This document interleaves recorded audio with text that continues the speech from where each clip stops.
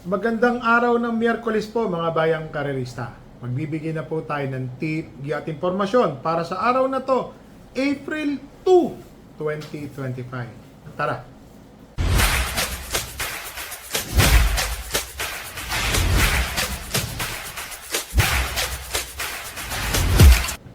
So mga bayang karerista, ang kapal po ng ating lineup ngayong araw ng Miyerkules. Pakita ko lang ho sa inyo. Ang bigat ng lineup po. Ang daming nagsisali. Malamang manipis po ngayong darating na Sabado-Linggo. Ang start time po ng karera ay sa ganap na alas 5 ng hapon. Race number 1, 3-year-old maiden race, non-placer, mga hindi po natitimbang ng segundo, tersero, pero kwarto, pasok po dito mga bayang karerista. Dito po sa race number 1, 1,400 meters, 9 entries. First choice, entry number 8, Red Bell. Sa tingin ko, nakatagpo na po ito ng magandang laban. Para sa akin po, malaki ho ang panalo ni Red Bell. Lalo na may takbo po ito na naiiwan tapos kumakaskas, tuloy-tuloy lumalapit. Para sa akin po, malaki po ang panalo ni Red Bell. Second choice po, entry number 4, Boy Wonder. Si Boy Wonder po, mga bayang karerista di banderang kabayo. Si Boy Wonder ang tingin ko magdadala ng marcha. May takbo po ito na naalala ko. Hanggang last 200 meters, siya pa rin po yung may dala ng unahan. Nagdatingan, nadaganan, parang tumapos po ito ng kwarto or quinto kung hindi po ako magkakamali. So dito sa race number 1, first choice, entry number 8, Red Bell. Second choice, entry number 4, Boy Wonder. So dito na tayo sa race number 2, rating 6 to 10 split, 1,400 meters, 10 runners. First choice, entry number 5, Only Burn. Sayang po ito nung nakaraan. Siya na po ang bandera. Inabutan po ito sa meta. Si Only Burn po, kung di po ako magkamali, tumapos po ito ng segundo, terserong malapit. Kaya lang, natalo po siya. Second choice ko po dito, entry number 10, Yabadabadur. Ito pong si Yabadabadur, nasa loob po ako ng karera noon. Nung Manila Horsepower, nung araw ng linggo, napanood ko po si Yabadabadur, napakainam po ng tinakbo niyan. Yun lang po, talagang kahit anong mangyari po, puro tapon po ang nangyari kay Yabadabadur. Ngayon medyo magaan po ang laban. Tingin ko maganda po ipapakita nito. Noong nakaraan pa ho ito inaasahan si Yabadabadur. Naglagay po ako ng third choice. Entry number 8, California King. Tumakbo po ito nung Manila Horsepower, araw ng Sabado. Alam ko ho, labas na labas po ito noon. Pero talagang palo kayo, hindi po kumilos ang kabayo. Bagsana, kulang pa siguro. So ngayon baka nagsilbing batak po yung huling takbo nito. Tingin ko ngayon malaki po ang panalo ni California King. So dito po sa race number 2, first choice, entry number 5, Only Burn. Second choice, entry number 10, Yabadabadur. Third choice, entry number 8, California King. Dito na tayo sa race number 3. Merge po ito ng 34 to 39, 40 to 46. Ratings, 1,200 meters, 7 runners. 1 for the day, entry number 5, Chuligan. Nung nakaraan, napahirapan po ito. Nasa loob din po ako nung karera noon. Araw ng Manila Horsepower, linggo. Si Chuligan, bandera, nakipaghabulan po sa dalawang kabayan ni Mr. Patrick Uy, na si Save My Savings, at saka si Charge the Castle. Ang lakas po nung remate nung kabayo po ni Boss Paulo Mendoza na Red Queen ata yun. Kaya lang hindi po lumakpas dahil napakalaking kabayo po nito ni Chuligan. Para sa akin po, 1 for the day. Entry number 5, Chuligan. So ulitin ko lang po. Race number 3, entry number 5, 1 for the day, Chuligan. So dito na tayo sa race number 4, rating 6 to 10, 10 runners, 1,400 meters. First choice, entry number 5, di banderang kabayo, Don Damiano. Oho, nakababa na po siya sa rating 6 to 10. Ito na po yung ratings na komportable at kung saan po siya nananalo. Malaki po ang panalo ni Don Damiano. Second choice, entry number 4, Ivan. May takbo po ito. Galing. Meron din po itong 1.30 sa 1,400 meters.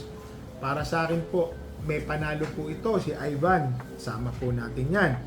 Naglagay po ako ng panersera. Entry number 7, Primero Soldado. EL Blanca Flor.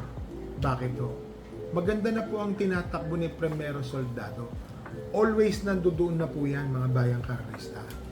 Para sa akin po, kung di po siya may iwanan dito, talagang nakorek na po yung problema niyan. Para sa akin po, may panalo po yan. So, dito po sa race number 4, first choice, entry number 5, Don Damiano. Second choice, entry number 4, Ivan. Third choice, entry number 7, Primero Soldado. So, dito na ho tayo sa race number 5, rating 16 to 21 split, 1,400 meters, 11 runners. First choice, entry number 1, Bravo. Itong si Bravo, natimbang na po nung huling takbo. Hindi po ako magkamali, segundo o tersero. Malaki na po ang panalo nito. Maganda pa ang numero. Sa tingin ko po ngayon, wala na po itong pauunahin. Malaki po ang panalo. Second choice, entry number 5, Morning After. Alam naman natin na kung kaninong kabayo po ito. Mainam na kabayo. Yun nga lang ho, kung nung tinitignan ko, medyo 3 weeks atang dito makbo to. Pero mababa po sa laban si Morning After, mga bayang karerista ha. 2-year-old stakes campaigner po ito.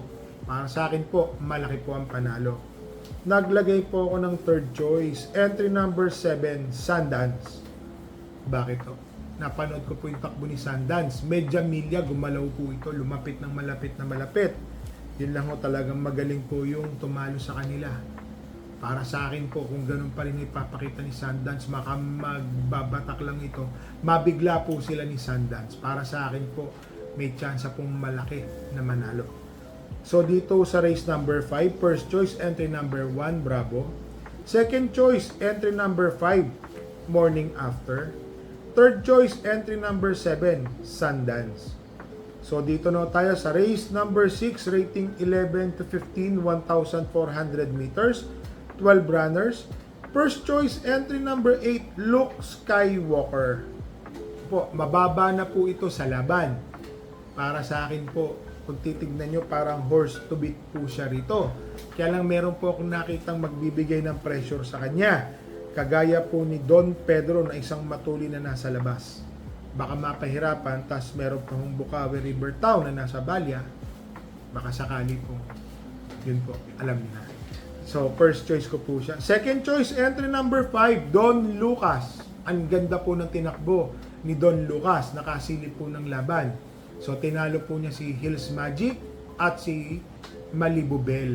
Dihado po yan si Don Lucas nung nanalo. Second choice pala na malayo. So, para sa akin po, may panalo pa rin nung si Don Lucas. Kung sakaling ganun pa rin ang magiging diskarte, malaki po ang tsamba ni Don Lucas.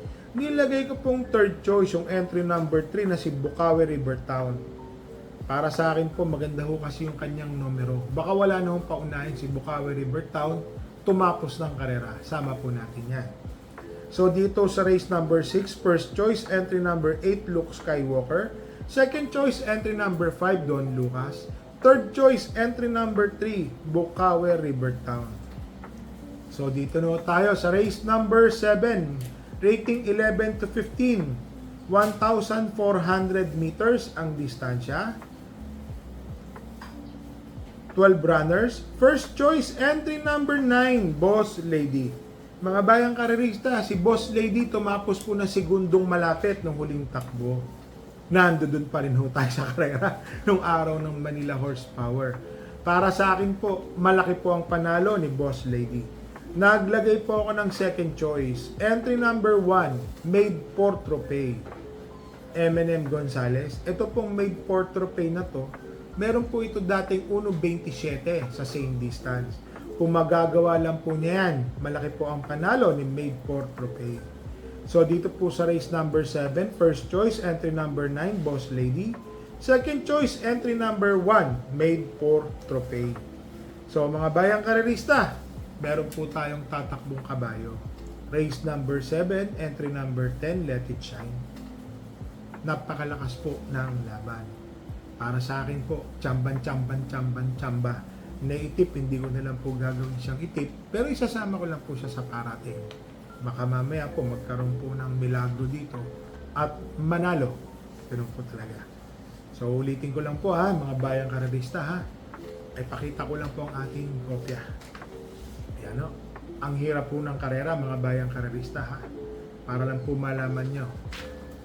Race 1 pa lang, mahirap na. Tingin kong madali lang po dito is race number 3. Yung 4, 5, 6, pati po yung race 7, pwede po tayong magmadali dyan. So mga bayang karerista, shoutout lang po natin. Happy birthday po kay Mr. Eduardo Bayonito. Shoutout lang po natin si Boss Aga Cruz ng Cainta Rizal, Abe King Pakis ng Tondo at kay Mr. Jomar Martin. Tapos ito pong Asuncion Cosa OTB, shoutout po sa inyo dyan. Sa Ada OTB, shoutout po. Sa Stanley OTB, shoutout din po sa inyo. Pati sa RT OTB, malapit po yan sa SM Val. So shoutout po sa inyo. So mga bayang karerista, talagang mainit po ang panahon ngayon ha. Ingat-ingat po tayo. Lagi po natin tatandaan. Bet small, win big, bet big, lose big. Dala po tayo ng payong at tubig na maiinom. Sa mga bayang karerista, happy racing and stay safe po sa inyo.